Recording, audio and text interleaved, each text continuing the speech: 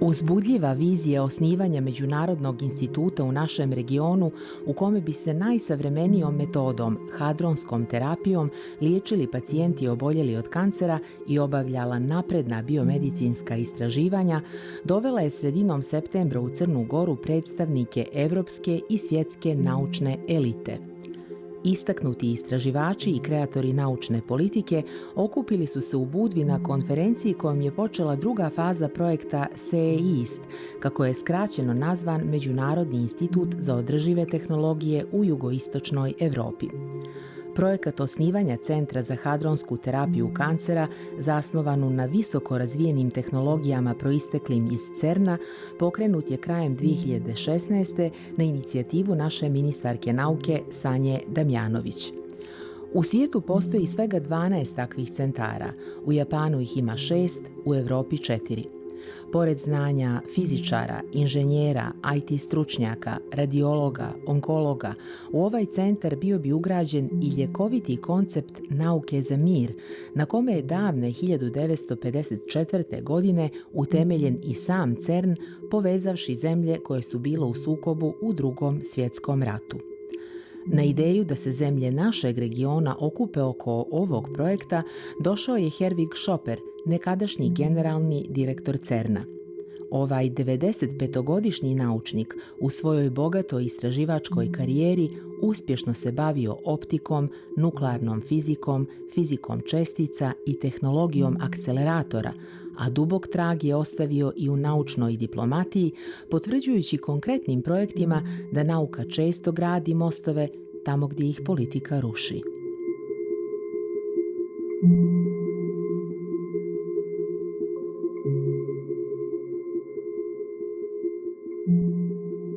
Professor Šoper, it is my honor and my pleasure to have this interview with you today. This idea of SEIIST Institute, this initiative, was born out of spirit of CERN. You started working at CERN in the 60s. You were Director General of CERN from 1981 to 1988.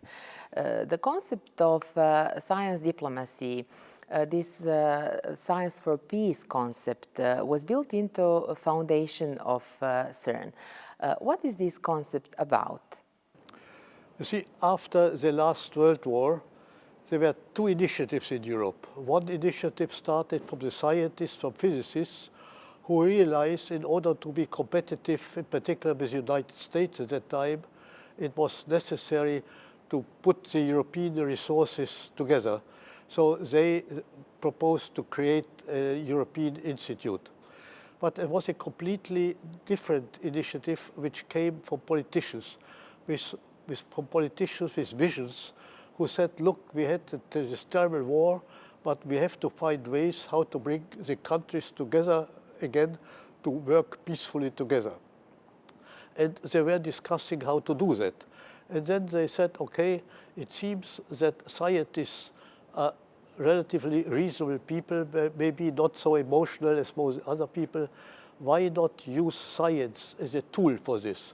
So these two initiatives came together under the roof of UNESCO, and CERN was founded as the first European organization. CERN is older than the other organizations. And I think CERN has lived up to that expectation. I mean, I would say to use science for peace, to use that to bring science, to use scientists to bring countries together, works only if the science is excellent. If the science is not good, it will not be work as a tool.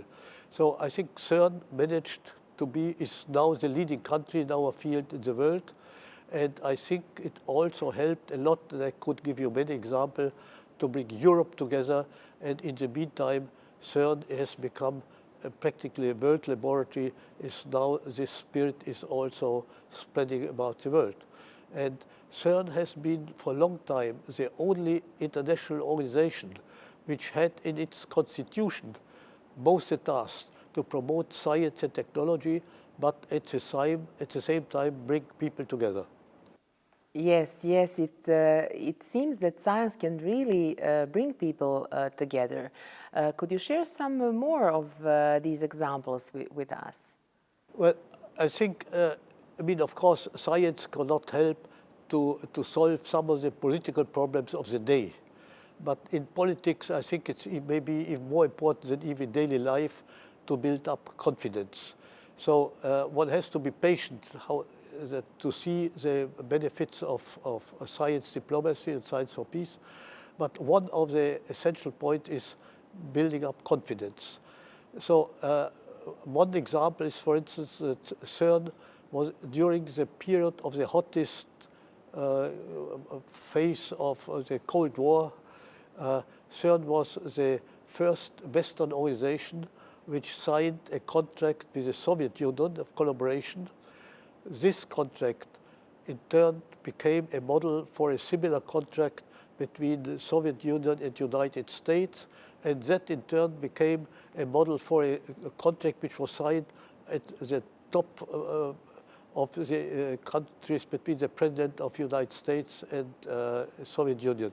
So it's an example of how confidence can be built up from science up to the top of policies. When the meeting between President Gorbachev and President Reagan was prepared in Geneva, physicists were involved in the preparation of this meeting because it was nuclear disarmament, so nuclear physicists were involved as experts.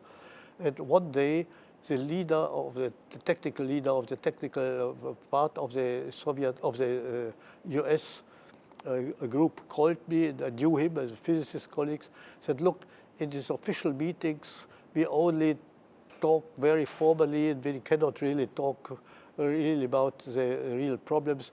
We need a neutral background where both are respected as equal partners, where we can be sure that nobody is listening to what we're discussing. Could you invite us? I said, yes, I'll invite you to dinner at CERN. So I invited them to CERN in our modest cafeteria to dinner, and after welcoming them, I left them alone. And next day, I was called by my colleague, my American colleague, and said, look, in this neutral environment where we could openly speak, we really could solve our problems, and without that agreement, this agreement would not have been signed by the two presidents. But let me give you another example, which now goes beyond Europe. I mean, at CERN, in one of the experiments of the collaboration which we established, it's a big machine which I was responsible to build.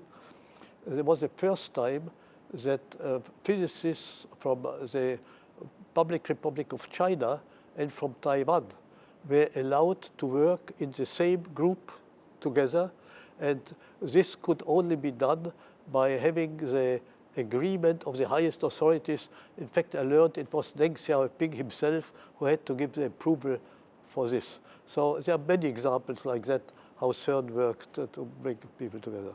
Is this why you became inspired to apply this concept outside of CERN? I'd like to mention this really challenging project of the founding institute Sesame in the Middle East. The idea of founding Sesame was conceived in the 80s. Actually, it took more than 30 years for this idea to come true, as Institute Sesame started working in 2017. You played an important role, extremely important role in this project.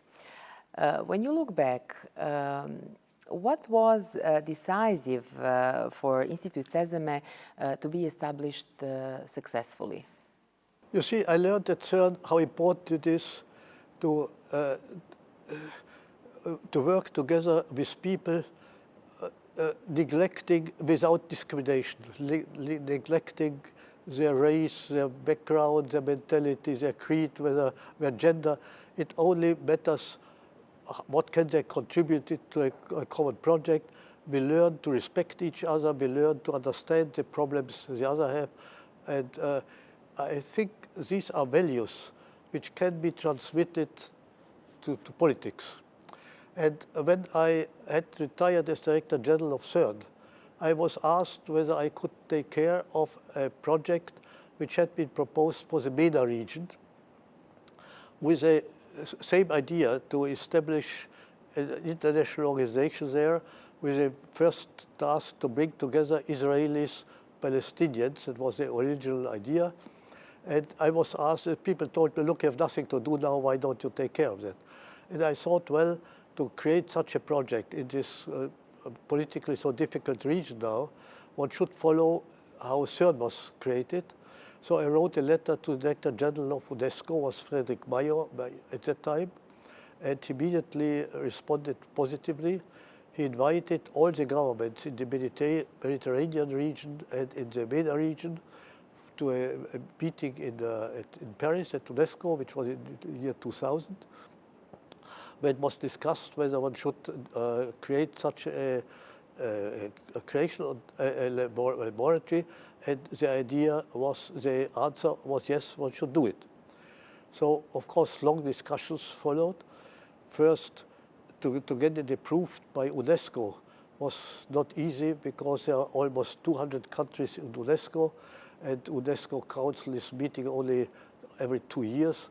But we could convince them that time was pressing, so they authorized the executive committee of UNESCO, where there are still 50 countries, to give us a final okay, in which they did. And they recommended this project and said, yes, this SESAM, as it was called, is a model for capacity building and building peace at the same time. And they said, well, it could be a model for other similar projects in other regions of the world. And that was the beginning of SESAME. Well, as I said, the principal idea was the same, which was the basis for CERN. It should be, the project should help to promote science and technology in the region there, and the region needed definitely help there, but at the same time to bring countries together. So one of the difficult points, of course, was when the site was discussed, to fulfill for the future host countries the condition which we also have at CERN, that every scientist of the world, no matter whether it belongs to one of the member states or not, has access to the laboratory and is welcome, provided with his competence, with scientific competence, he can contribute to the program of CERN, no matter from where he comes, what creed we have. So this condition has to be met by the host state for SESAME, and that, of course, some countries were not able to guarantee. So some countries were immediately excluded as host countries, but in the end, Jordan agreed to guarantee this. We have heard today that it was actually you who suggested this acronym SESAME, which is very interesting as it evokes the memory of magical phrase Open Sesame. And it is also relatable with the openness of SESAME Institute, which was one of the conditions, one of the requirements for the Institute. Indeed, I must tell you, I don't like these acronyms which don't mean anything. So I insisted with SESAME when we invented the acronym, which SESAME stands for something which nobody knows anymore, that it should have an emotional meaning, both in the Western world and also in the Arab world. And then somebody suggested SESAME, and I thought that was beautiful, because in both cultures it is connected because of these stories in 1002 Nights, is a door opener. And indeed, I can give you examples that already now SESAME has opened some doors. And to give you one example, for instance, when we discussed it with Israel, Israel said, look, we are interested to use this machine, which the location is near Amman. If our scientists from Rehovot can go there using the Alame Bridge. But the Alame Bridge was closed. So I said, please make sure that the Alame Bridge is open for us. So I went to Jordan, and to make a long story short, I insisted that, look, there is a guarantee that everybody who wants to work at Sesame has free access. You must open the Alhambra Bridge for that. And now really our colleagues from Israel can go there and through the Alhambra Bridge to get directly to the laboratory. So the word scientist is actually the password for those who want to cross the bridge. Yes. This is really an inspiring story. Could you tell us what kind of research is being conducted in Sesame? How do they use their accelerator? I read somewhere that it is called synchrotron. Forgot the name synchrotron. It's a technical term for this kind of machine. The main point is it's a magnetic ring and electrons are running around. And if electrons are running around at very fast velocity, they send out light. And the light is directed, it's not sent out like a radio antenna all over the place, but in the plane where they're running around. So it's very strong light and very strong light. So this synchrotron is nothing else than a very strong light source. A light source million of times stronger than a normally X-ray source, and it provides radiation not only in X-rays but also in the visible light and even the infrared. So the whole spectrum of light is available with very high intensities. So it can be used as a strong light source for all kinds of research, for physics, biology, chemistry, archaeology, what have you. And you see, since the ring is sending out radiation in all directions in the plane, you can have many beamlines. You can have specialized beamlines for different light sources and for different experiments. So there are now already 4 beamlines operating, some more beamlines being installed. In the end, there will be more than a dozen beamlines for all kinds of research. Could you bring us some examples? Well, I'm not an expert in all these fields, but in archaeology they are using it to investigate all vases, all founds. They find out what the composition is. They can find out how they were produced, so they can follow up from where they come and so on. You can investigate images, paintings. For instance, you know, many of the famous Dutch paintings were painted on old paintings. There are paintings below them already. So you can investigate the paintings because you can use all kinds of radiation to penetrate so you can see what is behind them. You can do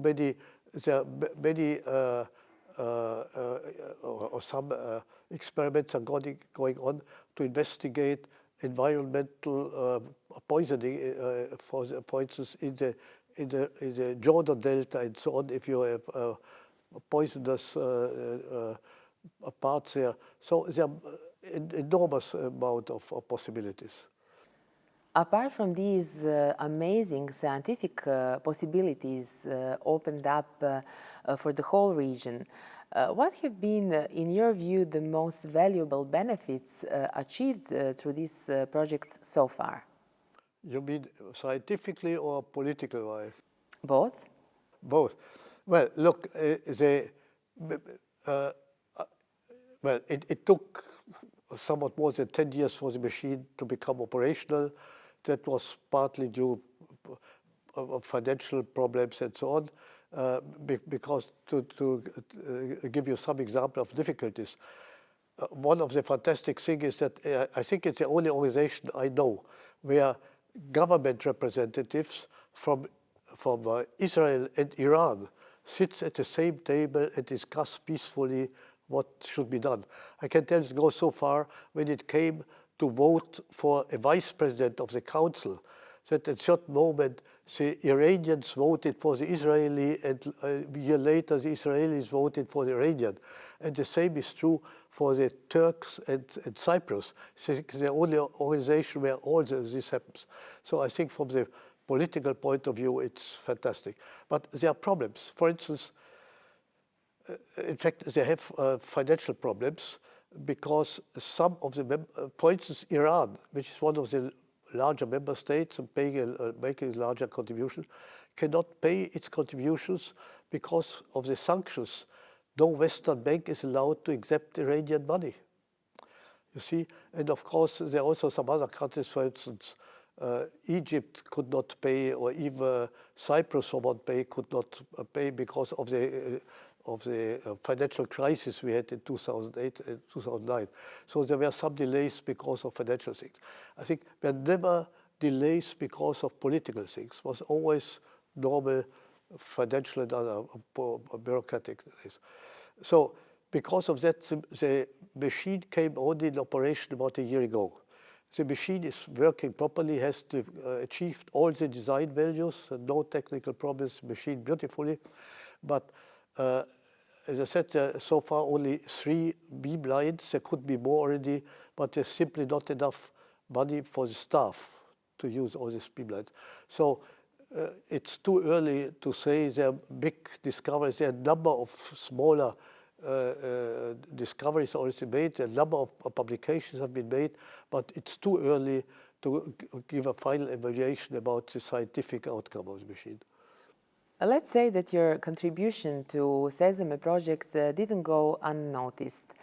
Together with some other colleagues from Sesame, you got a prestigious international award for science diplomacy. Yes, indeed. AIA is the American Association for the Advancement of Science, which is an organization in Washington advising the American government. And of course, we were very happy that we got together with some other colleagues who were involved, got this distinction. And I must say, also the United States are not a member state of Sesame. They are observers, and we got enormous help of them. They gave us, in fact, money for many fellowships. We had a number of fellows which went to the United States. And we got many contributions from American laboratories in kind, which provided equipment for these beam lines, for instance, and other things. So we have close collaboration also, not only with member states, but with the United States, but also with most of European countries are observers at Sesame and giving us a lot of help. After you successfully applied this concept of CERN in the Middle East, what made you start thinking of the Balkans as a possible new region for a similar project? Look, I'm not completely alien to this region because, I am born in Czechoslovakia and had a lot of family in Italy, and I was in my youth very often in Croatia, in Rijeka, so I know this region quite well. So I am a member of the World Academy of Arts and Science, and once we had a meeting in Dubrovnik, and we were discussing all kinds of ways how one could help this region. And I was a little bit disappointed because, as academics usually do it, we were discussing all kinds of things, but was nothing concrete. And one night I didn't sleep well, so when I woke up, I said, look, why should we do something concrete for the region here? So I said, why not repeat that CERN Sesame example? So I made a proposal to create a similar institution here. So I made this proposal, and to my surprise, it was immediately accepted unanimously. And then it was discussed, and at the beginning, of course, it was not clear to me what it should be. It could also be a similar light source like Sesame, or could be something else. So that was open at that time. But when we then later discussed it, and I mean, I know that via CERN, I also have contacts with many of the countries here, with many scientists here, we were discussing what the interest of the region would be. And to be honest, I was disappointed because I thought some countries, some institute in the region would jump on this and say, that is a possibility to give us a vision for the future. Maybe the project might fail, but if we get it, an international project in our country, in our institute, could be a big thing. And I was surprised there was no reaction. There was no reaction at all. So I was close to giving up the whole thing. And then, more or less by chance, I met Minister Samjan Damjanovic at CERN, And most of the decisions are not taken at official meetings, are taken at coffee breaks, at lunches in cafeteria. So I met her at CERN in the canteen. So I talked to her and explained to her this idea. And she immediately was caught by the idea, understood immediately. She knew CERN. It was something familiar to her, this whole idea. So she immediately picked it up. And sometimes later she came back and said, yes, I've discussed it with our Prime Minister. Then I came to Podgorica and met Prime Minister, and I was really very much impressed by the vision of the Montenegrin government, which was taking up this idea and promoting it. And 2 years later, how do you perceive what has already been done? Well, the first, thanks to the initiative of Sanja Damjanović, a meeting was organized at, let me go, yes, a meeting was organized because the idea, of course, was not to have a national project, but an international project for the region. So the question was how to make it an international project. So Sanja Damjanović took the initiative and invited the research ministers, science ministers, or equivalents in different countries to a meeting, and we discussed where it should be. And I thought it would be better to have it in a neutral ground, because if it would be in one country, it would be biased from the beginning.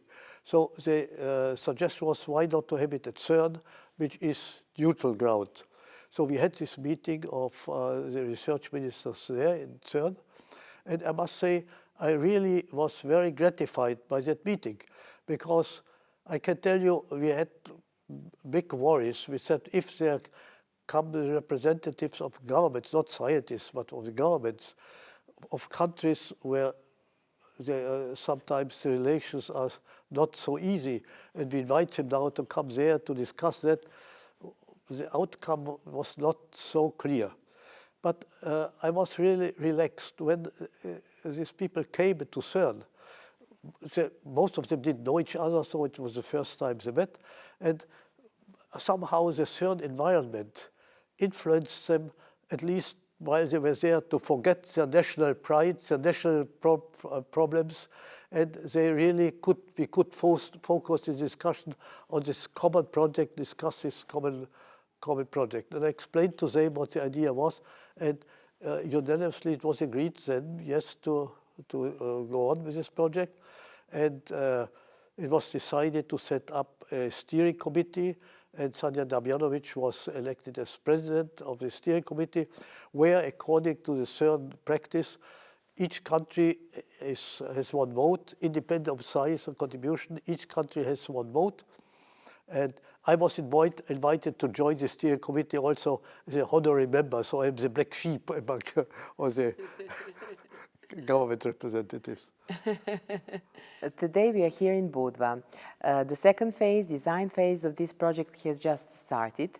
Many topics have been discussed here today. Among other things, accelerators technology has been addressed. In your view, what kind of accelerator should we be aiming at? Let me go back, before I answer this question, one step back, because the first problem we had is to take a decision what kind of project should it be. And we had various suggestions. For instance, one suggestion was also to have a light source like the one in Sesame, or to have a machine for cancer therapy and radiological research. So I must say I was quite impressed when we discussed it. Well, we had the first meeting of the second meeting of the steering committee was in Sofia at the invitation of the Bulgarian president. And he said, yes, he would, Bulgaria at that time had the presidency of the SC. He said, yes, they would support that project. But he said, we must decide what we want. We cannot have several options or propose two things at the same time. We must decide on one project. So we went back to the steering committee and said, look, we have to take a decision. So I must say, within a few months, it was possible to get a decision, and it was with one abstention, a unanimous decision to opt for this tumor machine, not for the signal light source. Well, I would take too long to go into details why this decision was. I think for the region it was a wise decision. Then the question, of course, was how would it be financed? The cost of this project is of the order of 200 million or so on. And what happened was, there was 2 years and a half ago, there was a formal inauguration of the Sesame project in Amman. And at that occasion, at a party, I think important things happens at a cocktail parties, not in the meetings. I met Commissioner Moedas. And I asked him privately, if such a project is proposed, do you think it has a chance? And he encouraged me very strongly to go ahead, because he said, no, the region here, Southeast European region, needs strongly promotion of science and technology. It needs help in bringing countries together. This is a right project. So I went ahead with this project, and in fact he kept his promise to support it, and thanks to him we got the money now for the first test preparative phase of this project, which formally started in July this year. Now we have to go down to real work now and discuss how to proceed. Now, what we discussed was what should be our strategy for the project. So we said, look, it should not be a copy of existing machine. I mean, some of these machines you can even, for protons, for instance, you can buy them commercially, order them from firms. And some countries in the region think that should be done. You should simply order such a machine for industry. I think that would be wrong. We thought it should be a machine, maybe not the best in the world, but some machine which definitely is better than anything which exists now. It should offer better possibilities to treat patients and to do research than what is existing now. So together with the experts at CERN, and CERN is, I think, leading laboratory when it comes to accelerator research, a concept was worked out, which is a compromise between a machine, say a feasibility, which can be shown that it would be better than anything which exists, but still could be realized in a reasonable time within a couple of years. So I think what we do is to propose a machine now which is flexible. And you see, I'm sure it will take some time to decide, for instance, on the site. The site decision is a political decision, will take quite some time. We have to decide on a convention for this laboratory. That will take some time. So I think there is enough time to take into account the latest technical developments. And I've seen many projects also at CERN, which were never built, where the final project was not built exactly as it was originally proposed. Because during the approval times, there were always new ideas and technological improvements. So I think we have now a proposal which is a feasibility study, at least where we're sure it would work and would provide something which is better what can be done so far. But there will be enough time, whatever new ideas come up, to incorporate them. And the machine will be, or the laboratory, outlay of the laboratory will be conceived in such a way that is flexible for any new developments which will come. Another aspect of this design phase, this second phase, will be the task to find researchers in the region. And not just researchers, also other potential contributors to this project. What challenges do you perceive in this respect? Before we go to the EU Commission and asked for 200 million. We have to fulfill, I think, 3 conditions. We must have a reasonable technical proposal that we just discussed, but we must have also a convention which says what are the conditions for countries to join the project and what would be their commitments, what would be their benefits, and we must have a site. So my proposal was not to extend the project too long, to approach these 3 main issues in parallel. So what I proposed, and we have to discuss it now again in the steering committee, is I hope that by the end of next year, by the end of 2020, that countries should decide whether they will propose a site or not.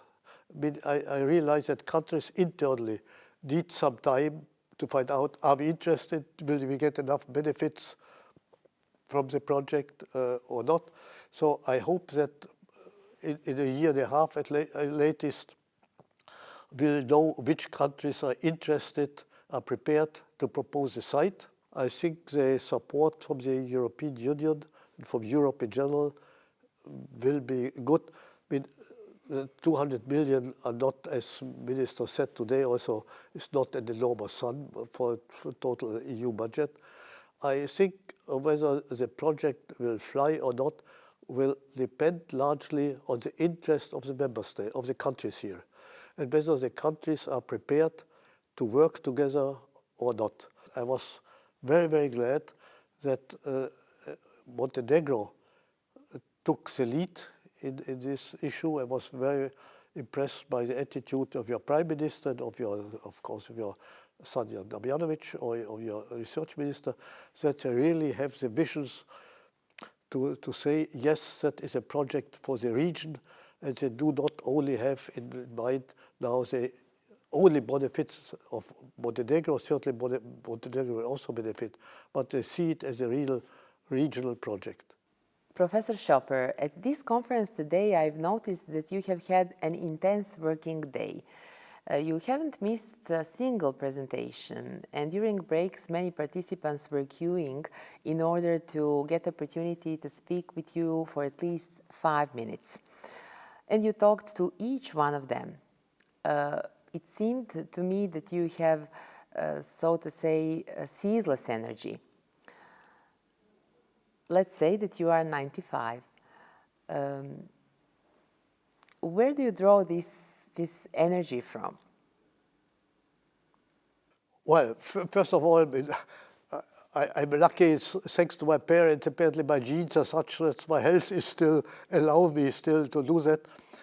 Otherwise, I must say, I am convinced European, and I'm very happy that I still can give a service to Europe, to help to bring Europe together in the spirit of CERN.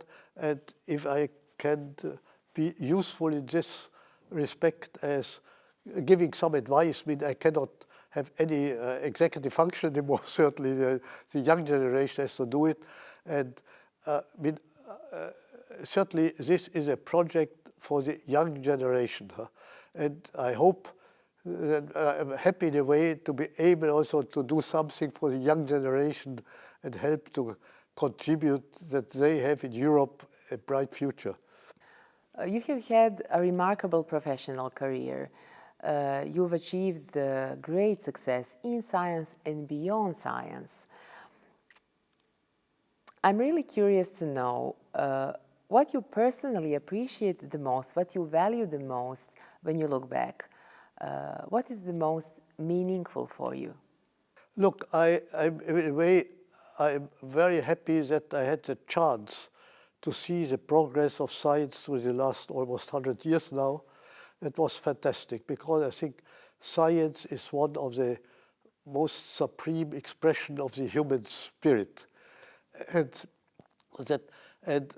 it's very hard to explain to a non-scientist the experience you have if you something discover for the first time, or even if you learn that a colleague has discovered something for the first time which nobody else did know before. That gives you a fantastic satisfaction. So look, the other thing I appreciate, I was happy to learn my whole life. I never stopped learning. Being interested in learning thing was fantastic, that I had this possibility. But then, as I said, beyond that, to be able to contribute outside science and bring a little bit spirit of science to the outside, help to bring together countries, I think also is an enormous satisfaction.